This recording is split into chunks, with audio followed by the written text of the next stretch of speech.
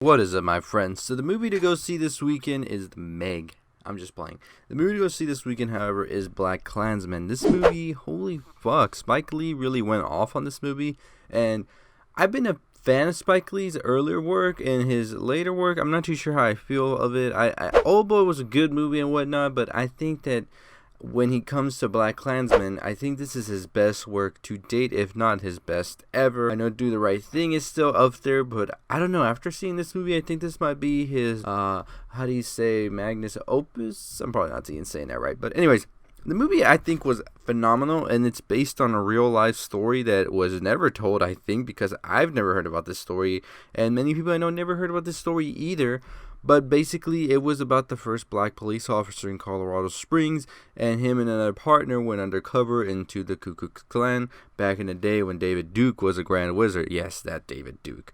But anyways, the movie stars John David Washington as Ron Stallworth. You have Adam Driver as Philip Zimmerman. You have Laura Harrier as Patrice. You have Jasper Pacoden as Felix, one crazy motherfucker that always got you on the edge of your seat. Then you got Topher Grace playing David Duke, and I think Topher Grace is back. I think his performance as David Duke was incredible, and it was like, I'm just going to get into this movie. So I'm going to talk about the ending. I'm going to talk about those end credits as well, and my thoughts on it, and where it fits with the whole movie. But let's just get into the beginning of the movie. Movie, as I said, basically deals with the real life story of how two officers infiltrated the KKK, and this is how it went down, and it's so crazy. So Ron Stallworth actually came into internal investigation to actually be used to overhear Black Panthers meetings and go to black student unions and hear what they were talking about and report it back to the police because they think that they were trying to incite a war or something. Now, what ends up happening, however, is Ron sees an ad for the Ku Klux Klan, and he's just like, what the fuck? So he calls that number, and he's just like talking to the guy. He's making, and this is sort of reminiscent to Sorry to Bother You. He is faking being white and trying to join the Ku Klux Klan, and ultimately he does end up getting a meeting with him. But the big problem is that Ron is black, so he has to go and get his partner and the chief and everybody involved. And he's like, we can infiltrate this, but I'm going to be the voice, but somebody has to be the white guy that goes to these meetings. And it ultimately comes down to Zimmerman being that. Now, a big thing about Zimmerman is that he is Jewish, so he has to hide all of this. And this, in fact, turns into a big thing throughout the movie, where one of the Ku Klux Klan members, after Flip goes to the meetings, Felix, as I said, one crazy motherfucker that keeps you on the edge of your seat, he's really suspicious that Zimmerman is actually Jewish. He even wants him to do a lie detector test at a point. Everybody else is like, calm down, he's fine, whatnot. He also starts having a relationship over the phone with David Duke, and they talk every day. They exchange stories. Of course, Ron makes up stories about hating minorities and all of that. David Duke has no idea that Ron Stallworth is black, so this is where it gets even crazier, because David Duke is like, I want to meet you, and he's like, I'm coming down, and we're going to have a sort of a meeting with the Ku Klux Klan, everybody, initiation sort of thing. And then it turns out that the chief of the police is like, okay, we need somebody to protect David Duke, and it's going to be you, Ron. So now it's even like, whoa, Zimmerman's going to be at this function, and then Ron's going to be there as well. So it's just going to create a really intense scene. And let me tell you, this movie had so many scenes where you were just like, what the hell's going to happen next? You were just nervous for anybody getting caught, especially with Felix when he had a gun and all of that. It was just intense. It's so great how he built these scenes up and the tension that arose from them. It was just like you could slice it with a knife. But anyways, we go on to the meeting and whatnot. They have these sort of initiation for Zimmerman and other ones as well that are there at the meeting. But then we find out that Felix has another plan in the back of his mind that he's going to do with his friends and also with his wife, and that is to blow Patrice.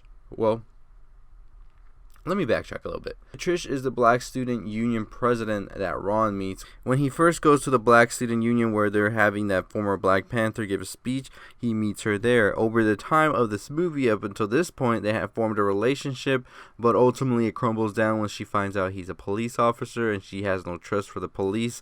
Now, Felix sees her as a threat. He sees her as somebody who's very vocal about black issues, and he doesn't want that at all. So he is like, we have to take her out. So he gets a guy, and they start developing a sort of plan where they're going to use C4 to blow up her house and anybody else who might be there. Now, this is all coinciding with the Black Student Union as well having a speaker where they're just like, okay, this would be the perfect opportunity to do this. So while Ron and Zimmerman are at this KKK initiation meeting, whatever, with David Duke, Felix and the other ones, they're planning on going to the other side of things and blowing up Patricia's house.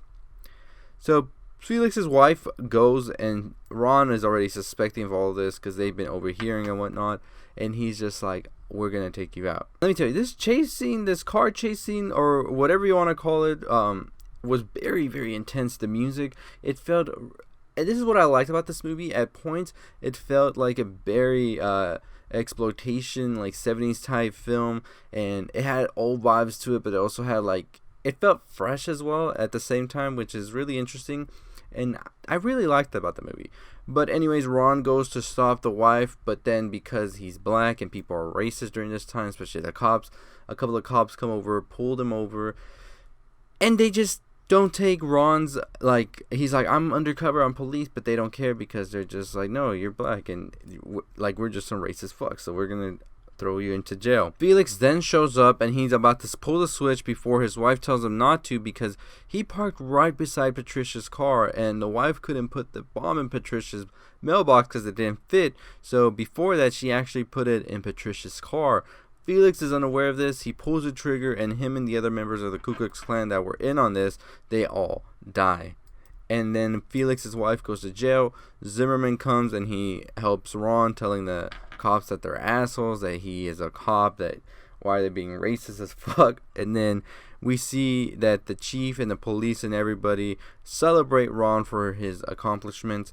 But then we ultimately see that Patrice and Ron start their relationship again, and this time we see at the end of the movie that one of the racist cops that we had heard about from the beginning, who kept messing with Ron and Patrice, is actually at the celebration, and he starts talking shit to Ron about how he could kill him, whatnot, nothing's gonna happen. What he doesn't know, however, is that Ron and Zimmerman once again are undercover. They get all on the wire, the chief hears, they fire his ass, and the movie ends with Patrice and Ron trying to figure out where their relationship is going next. But before they can do any of this, a knock at the door comes, pull out the guns, and then we just see a sort of, this was more of visual representation than actually something in the movie, but it was a cross burning with Klan members surrounding it. And this is what Ron and Patrice are seemingly looking at.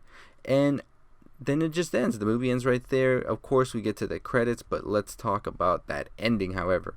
So I think that basically is symbolizing that, yeah, we won that battle. We got those people.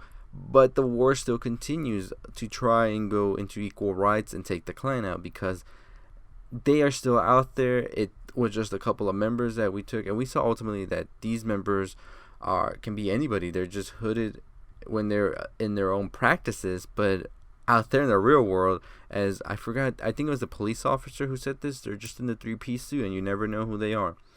And I think that was a very interesting thing to end the movie with, is that threat is still looming out there, and there's people that want to cause harm to others just based on their skin color. And I think that was a very interesting way to end the movie with that. Now, the end credits, then they show us the Charlottesville marches, which we all know was that time with the tiki torches and everything that we all saw happening. And then we see the real life David Duke praising Donald Trump for giving them a voice. Now, I think that was a very interesting way to end the movie, and apparently there was different endings to it. I'm not too sure how truthful that is, that there was different endings. I'm not too sure how many people were actually aware who David Duke was before this movie. I was aware. He was a very prominent voice during the 2016 elections, and up until now, of course, he still is.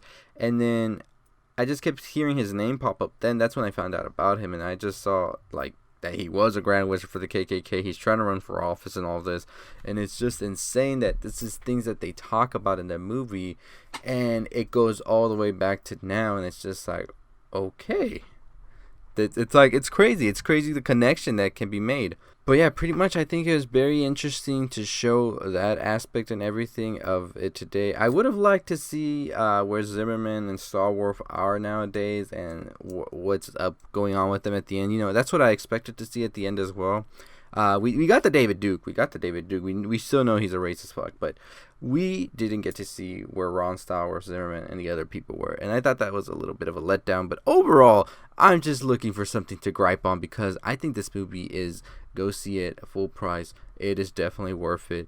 And I'm definitely going to see it again. So, anyways, very funny movie, very interesting story, and just, it's sad that some of these things are still relevant today after all these years, after all that investigation that's been going on and trying to thwart these type of forces out of our world. But, anyways, let me know your thoughts. Have you seen the movie or not? What do you think? Spike Lee's best movie? I think it's his best movie to date, and I think it's his best work ever. But let me know your thoughts below. Make sure you subscribe for more. Like, comment, subscribe, all that good stuff. Make sure you follow me on Twitter, Anchor, also on Twitch. Make sure you check out my gameplay for We Happy Few, and I'll see y'all next time. Stay positive.